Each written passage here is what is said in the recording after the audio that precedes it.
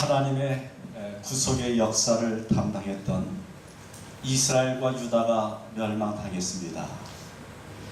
우상을 섬기는 나라의 성전이 파괴가 되고 성전 기물이 이방 신전으로 옮겨지고 그분의 백성들이 비참하게 포로로 끌려갔습니다. 이제 다 끝난 것 같았습니다. 유다의 멸망은 그 민족의 문제만이 아닙니다. 아브라함과 다윗의 자손 예수 그리스도를 통해서 인류를 구원하시는 그 하나님의 계획, 그 계획을 사단이 원천적으로 막은 것처럼 보였습니다. 거대한 바벨론의 그 우상이 하나님을 패배시킨 것처럼 보였습니다. 그때에 하나님의 음성이 들립니다. 이사야 40장 3절의 말씀입니다. 외치는 자의 소리여 이르되 너희는 광야에서 여호와의 길을 예비하라. 사막에서 우리 하나님의 대로를 평탄하게 하라. 이 외침은 고대의 왕의 행차를 예비하는 모습입니다. 왕이 오실 때 굽은 길을 곧게 하고 언덕을 평탄하게 했습니다. 국가의 운명과 함께 구원의 역사가 끝난 줄 알았는데 왕이 오신다고 합니다. 그분의 길을 예비하라고 하십니다. 광야는 그들이 포로로 끌려갈 때 걸어갔던 그 길입니다. 저주의 길입니다. 그런데 바로 그 길을 우리 주님이 오십니다. 광야길을 통해서 출애굽시켰던 그 하나님께서 광야길을 통해서 똑같은 광야길을 통해서 바벨론으로부터 그분의 백성들을 구원해 주시려고 오십니다. 구원의 역사를 이어가시겠다는 것입니다. 그렇기 때문에 출바벨론은 제2의 출애굽이라고 합니다. 출애굽할 때에 애굽에서 나와서 광야로 가가지고 가나안 갔던 것처럼 바벨론에서 오려면 광야를 통해 가지고 여기 유다 땅으로 돌아와야 합니다. 그런데 광야는 사람이 살 수 없는 곳입니다. 하나님이 만나를 주시고 물을 먹여주시고 구름 기둥과 불 기둥으로 함께 하셔야만 삽니다. 출애굽은 이스라엘이 단독으로 벌인 독립항쟁이 아닙니다. 이스라엘은 출애굽에 어떤 공로도 없습니다. 오직 하나님의 은혜로 얻었습니다. 출바벨론 인간의 공로로 얻은 것 아닙니다. 하나님 은혜로 얻었습니다.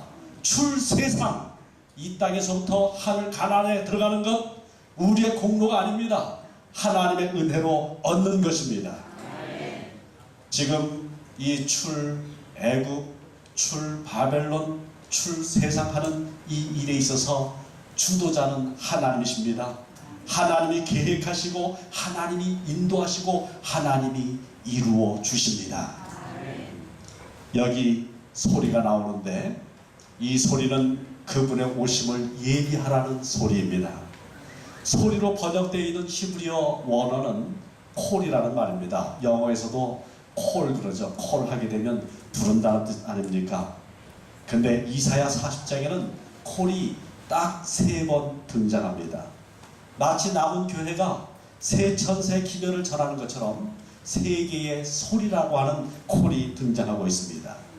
40장 3절에 외치는 자의 소리여, 6절 말하는 자의 소리여, 9절 아름다운 소식을 예루살렘에 전하는 자여 너는 힘써 소리를 높이라. 이 구절 속의 공통점은 소리입니다. 새 시대를 열려면 소리가 있어야 합니다. 스스로 나는 선지자 이사야가 예언한 광야에서 외치는 자의 소리다 라고 자신을 소개한 사람을 우리는 잘 알고 있습니다. 바로 그 사람은 회개하라 천국이 가까웠느니라 외쳤습니다. 이 소리는 상상을 초월하는 반향을 일으켰습니다. 이미 바벨론에서 백성들은 돌아왔고 바벨론 포로기는 끝났지만은 유대인들은 페르시아와 그리스에 이어서 로마의 속박 아래 있었기 때문에 저들은 바벨론 포로기의 연장선상에 살고 있다고 생각했습니다. 그렇기 때문에 베드로전서 5장 13절에서는 택하심을 함께 받은 바벨론에 있는 교회가 너희에게 무난하고 했습니다. 바벨론은 사라졌지만 사도 베드로는 바벨론에 있는 교회가 무난하고, 바로 저들이 살고 있었던 로마를, 저들을 억누르고 있었던 그 로마를 바벨론이라고 이야기했습니다. 바벨론에서 나와야 합니다. 바로 이 메시지를 증거할 때에 백성들은 로마의 속박으로부터 구원해줄 정치적인 메시아가 오시는구나. 아니요, 하나님의 말씀은 정치적인 구세주를 이야기하고 있지 않습니다. 저들이 정말 침례 요한을 제대로 알았더라면 저들은 무엇으로부터 구원받아야 되는지를 알았을 것입니다. 로마보다도 더 무섭고 끔찍한 세력은 마귀의 세력입니다. 죄의 세력입니다. 로마는 육신은 죽이지만 마귀는 영혼까지 죽여버리는 그 같은 영혼을 멸망에 이끄는 그런 존재입니다. 마귀를 물리치고 죄 가운데서 구원해줄 그 같은 영적인 메시아가 오셔야 합니다. 바로 이와 같은 침례 요한의 목소리를 통해서 예수 그리스도께서 오셔서 영적인 왕국, 은혜의 왕국을 여셨습니다. 바로 그 소리에 백성들은 반응하여 죄를 자복했습니다. 침례를 받았습니다. 침례 요한의 손을 통해서 은혜의 왕국이 열렸던 것처럼 이제 새 시대 메시아의 그 시대가 또 열려야 할 터인데, 이제 우리를 통해서 영광의 왕으로 오시는 예수 그리스도의 그 영광의 왕국 시대가 열려야 합니다. 우리는 바로 그 영광의 왕국 시대를 열 사람으로 이곳에 와 있습니다. 침례 요한이 새 시대를 열었던 것처럼 우리를 통해서 하나님께서 영원히 죄와 사망이 사라지는 그와 같은 시대를 여실 것입니다. 이사야 40장 3절로 11절에는 소리와 함께 따라다니는 또 하나의 단어가 등장하는데 외치라입니다.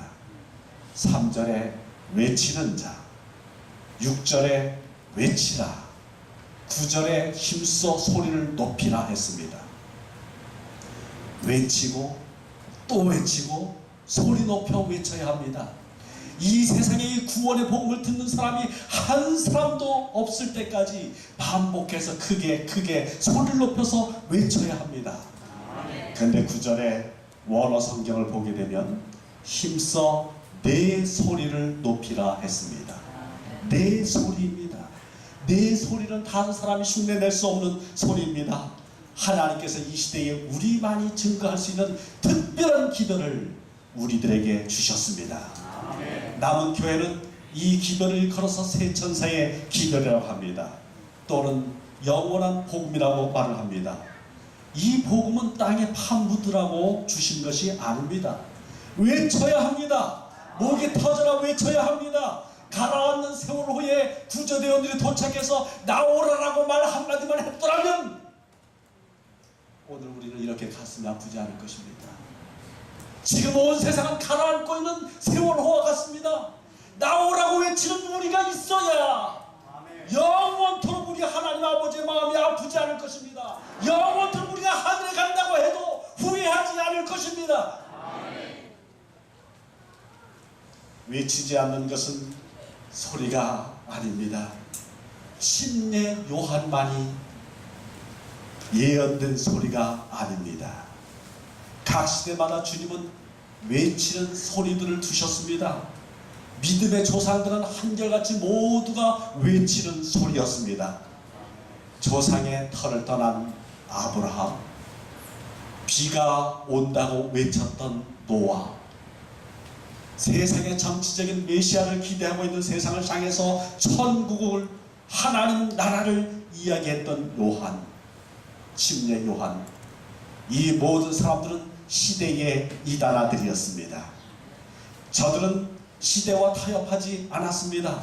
아부하지 않았습니다. 발해야 할 목소리를 외쳤습니다. 그렇기 때문에 저들은 최고의 권력자들에게 독사의 자식이라고 말했습니다. 경건의 극진을 달리고 있는 바리새인들에게 회개하라고 했습니다. 이 땅에서의 지위가 문제가 아닙니다. 그 사람이 얼마나 많이 가졌느냐가 문제가 아닙니다. 얼마나 많이 학식을 쌓았느냐가 문제가 아닙니다. 이 앞에 있는 모든 사람들은, 만나는 모든 사람들은, 눈앞에 보이는 모든 사람들은, 길가에 다니는 모든 사람들은, 그 질병 모든 사람들은 나를 통해서 구원받아야 할 죄인들입니다. 하나님께서는 이 시대에 우리를 외치는 자로 불러주셨습니다. 복음은 하나님이며 예수 그리스도입니다. 이사야 40장은 현대 진리가 제시해야 할 바로 그 주님을 선포하는 소리가 되라고 우리들에게 호소합니다.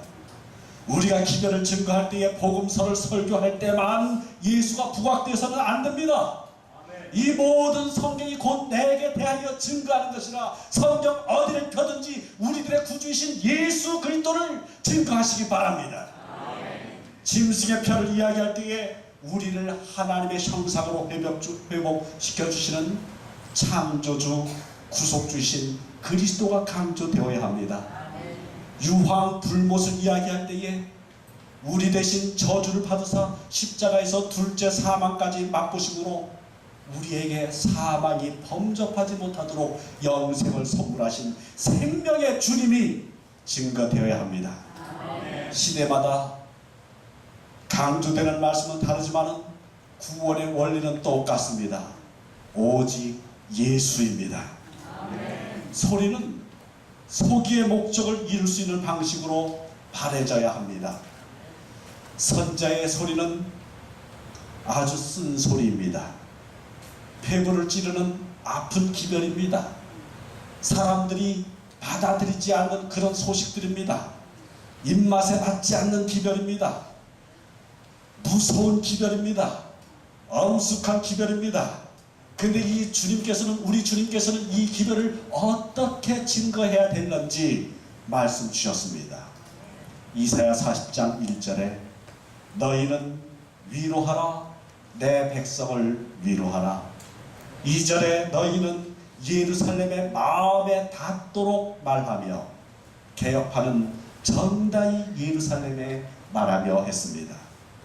마음에 닿도록, 또 정다이라고 번역되어 있는 이 말씀은 마음에 호소한다라는 원어적인 의미를 갖고 있습니다. 이것은 청혼할 때 총각이 상대방에게 열렬하게 구애하고 고백하는 모습입니다. 신부를 결혼식장에 세우게 되는 것은 신랑의 사랑입니다. 예루살렘의 멸망을 예언하시는 우리 주님의 눈에 눈물이 어려 있었습니다. 사랑이 없으면 어떤 바른 말이라도 울리는 꽹과리입니다. 죄인을 어린 양의 혼인잔치에 참여할 신부로 만드는 것은 어린 양 예수께서 피 흘려 죽기까지 하신 뜨거운 사랑 때문에, 오직 그 사랑 때문에 어린 양의 신부가 됩니다. 오늘 이 세상을 향하여 우리는 이 뜨거운 사랑을 갖고, 그리스도의 사랑이 우리를 강권하시기 때문에 견딜 수 없어서 나가는 사람이 되어야 할 것입니다. 우리의 모습을 통해서 정말 하나님의 거룩한 사랑, 예수 그리스도의 사랑이 사람들의 마음에 닿게 되기를 바랍니다. 우리들이 증거하는 그 메시지는 쓰레기통에 던져졌다고 할지라도 오늘 말씀하신 것처럼 환자가 와가지고 들으면서 보면서 그 속에서 예수 그리스도의 사랑에 잠겨버리는 그런 메시지입니다. 우리는 그냥 인쇄물을 전하고 있는지 모르지만은 이 속에 예수 그리스도가, 성령께서, 우리 아버지 하나님께서 살아 역사하십니다. 소리를 외치는 자는 영광 받아야 할 존재가 아닙니다. 침례 요한의 기별은 세상 죄를 지고 가는 하나님의 어린 양을 보라 했습니다. 9절과 10절에 반복해서 나오는 단어는 보라 라고 하는 말입니다. 3번 나옵니다. 원어 맛을 살려서 읽는다면 9절과 10절에 보라 너희의 하나님을, 힘내 엘로헤이kem, 보라 주 여호와를, 힘내 아도나이 야훼, 보라 그의 상급을, 힘내 세카로입니다. 3번 반복된 보라, 힘내는 바로 이 말 속에 일관되게 강조되고 있는 것은 주 여호와 하나님이 목적어입니다. 주 여호와 하나님을 봐야 합니다. 바벨론은 우상 숭배의 종주국입니다. 금으로 되어 있는 우상들이 즐비했고 심지어 자유의 여신상 몸통만큼 커다랗게 금으로 만들어 있는 우상까지도 있었습니다. 바로 그 우상 앞에 온 제국의 높은 사람들이 다 모여서 그 앞에 경배 드릴 만큼 그렇게 우람하고 장엄했습니다. 눈에 보이는 것은 그저 나가기만 하면 눈에 보이는 것은 우상이었습니다. 엎드릴 만큼 거대한 우상들 뿐이었습니다. 우리가 지금 바깥에 나가서 보이는 것은 무엇입니까? 정말 우리 눈에 하나님 외에 다른 것들이 더 크게 보인다면 그것은 다 우상입니다. 우리는 봐야 될 것 많지만은 진짜 우리가 마음속에 그려놓고 봐야 할 것은 우리 주 예수 그리스도입니다.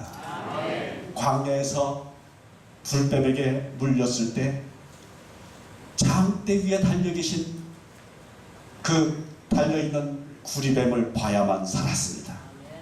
예수를 가리는 것으로 가득한 세상입니다. 새벽부터 밤중까지 우리 눈에 보이는 것은 무엇입니까? 마음속에 자리 잡은 것은 무엇입니까? 누가 마음속에 자리 잡고 있습니까? 당신의 눈에는 무엇이 보이십니까? 세상에 다른 것들이 아른거리지는 않습니까? 십자가에 그리스도만 보여야 합니다. 그래야 삽니다.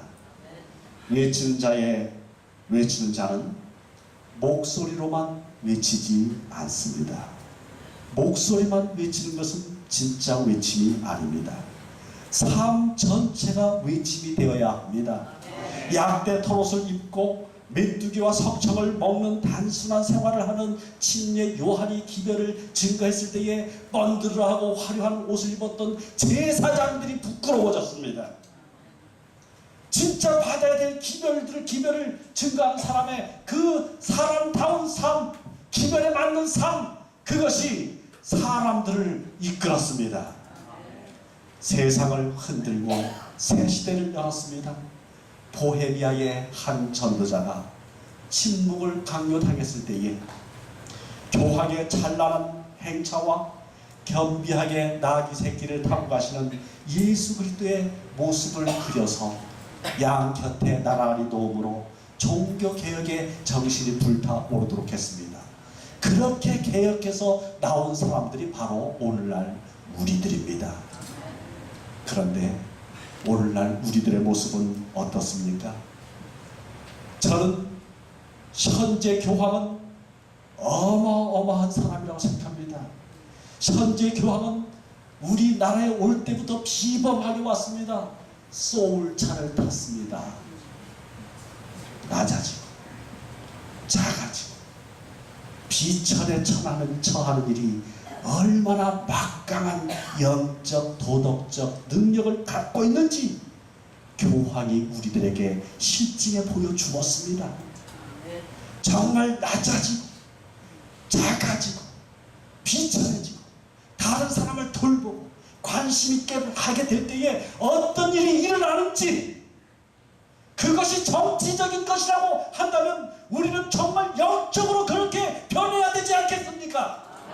정치적으로 그렇게 변할 수 있다면 하나님께, 하나님의 영에 우리가 온전히 굴복하게 될 때에 하나님께서 더욱 위대하게 정말 예수처럼 우리를 변하게 하지 않겠습니까? 더 낮아지고 더 비워진 때에 하나님의 능력이 우리를 채우십니다. 그는 흥하여야 하겠고 나는 쇠하여야 하리라. 이 정신을 가진 양떼 털옷을 입었던 가난한 그 사람을 통해서 새 시대가 열렸던 것처럼 우리 하늘에 배고픈 이 가난한 우리들을 통해서 영광의 새 시대가 열리기를 간절히 바랍니다. 그분이 오십니다.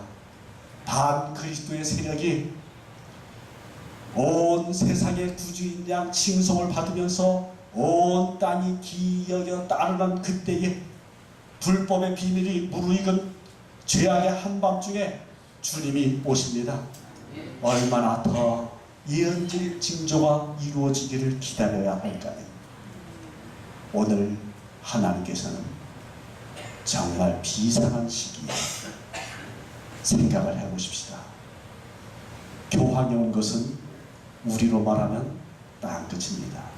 바티칸에서 볼 때에 우리는 땅끝입니다.